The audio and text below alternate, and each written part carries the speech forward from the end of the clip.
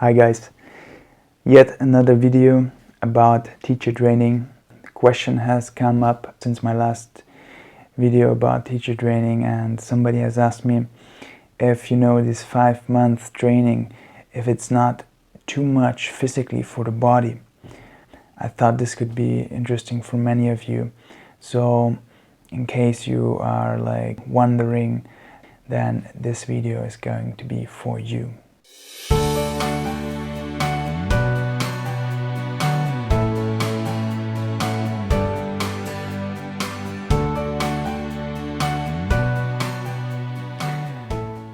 Hi guys, so this is a very kind of late night video. It's almost 12 o'clock now, 3 minutes to 12, but I felt really eager today to do one more video because I just felt like doing it. So basically I got this email from a girl, Samantha, from Switzerland. Samantha, thanks a lot for sending me this question. You were asking about this teacher training I was mentioning in another video, and you asked if basically your concern was if the training, the 5-month, is not too much for the body, if 5 months of daily intense practice is too much for the joints, for the muscles, for the spine, and so forth. And that was your first concern, so let me talk about this first.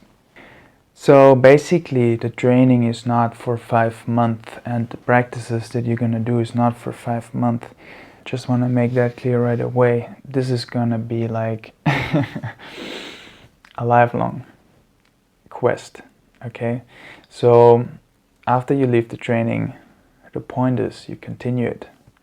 The training is like the foundation, and it's supposed to give you that very strong basis, so that when you leave and you go out, you can keep up the momentum and build on it. So your concern, I understand your concern is about getting injuries and stuff, and if it's not too straining for your body. So I just want to share this much with you. Whenever in the training we had people who would get injured, and it happened to me also at a point, not only through the training but at some points in my yogic life, basically, that I injured myself in some way. And whenever I see that happening, or it happened to me, I think, to the extent that I'm able to judge it, it's mostly because people getting too ambitious and they don't pay enough attention to their body, to their limitations, and so they become ambitious for various reasons. But I think one main issue is that they start looking around suddenly, and they start thinking, oh, that guy over there, wow, he's really doing it well. And then once you start thinking like that, then you start you look at yourself and what's going on. So you have this stuff going on in your mind, and then you don't actually pay enough attention to your body anymore. You start thinking you should be doing it like that, and that's when stuff happens. People getting injured. And see, the whole point with these yogic practices, the whole point of yoga is to grow, right? You've mentioned this, you want to break your limitations. So this is the whole point of yoga, to grow beyond your own limitations.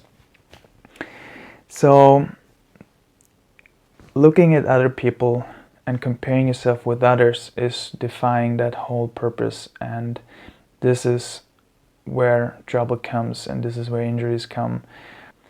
If you really you only look at yourself, you see where your current limitations are, you accept them first of all, you embrace them, and then you slowly work on them, always paying attention to what's going on in your body, what's going on in your mind, and accordingly you practice, then I think these things don't happen.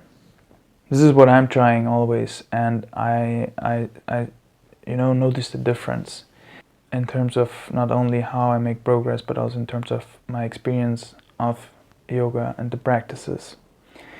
So I think if you have that, if you're clear about this, then you don't really have to worry about being injured or straining your body too much, because you will pay attention to it and you will do the practices accordingly. So whether you go for a teacher training or you practice yoga intensely at home or in a studio, just make it about yourself. That's the most crucial thing. Make it about yourself. Don't compare yourself with others. And usually these injury things, they don't come. They just don't come because you know where your limitations are. Yes, sometimes you might become a little ambitious and then suddenly you strain yourself.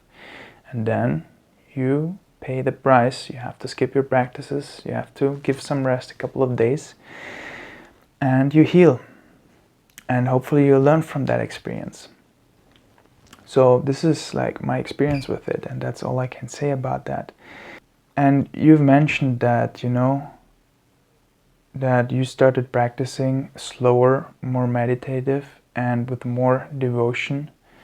And I think that's exactly what you should be doing. That's what I try to do.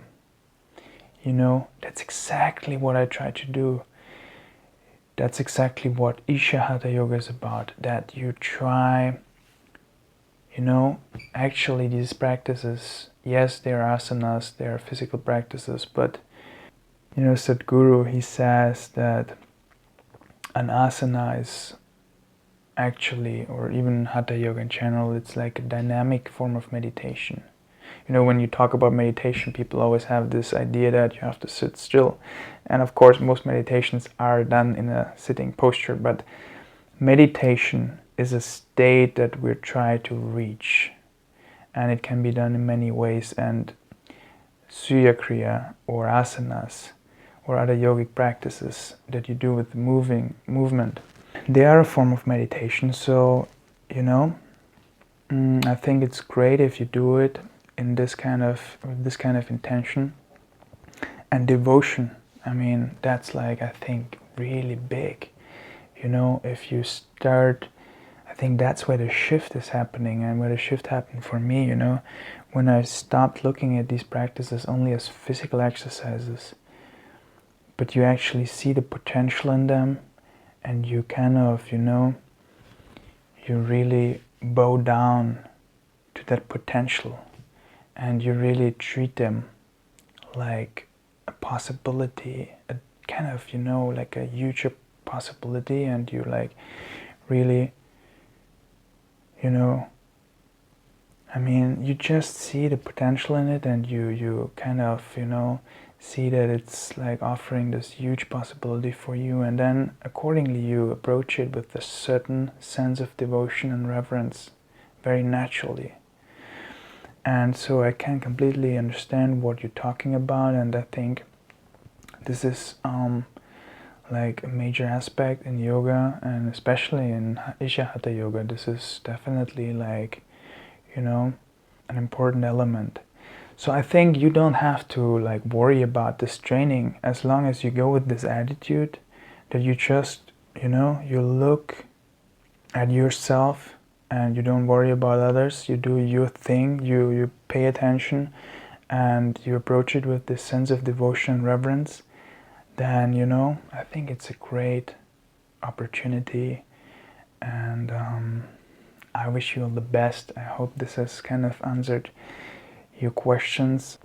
If you have anything else, feel free to get in touch.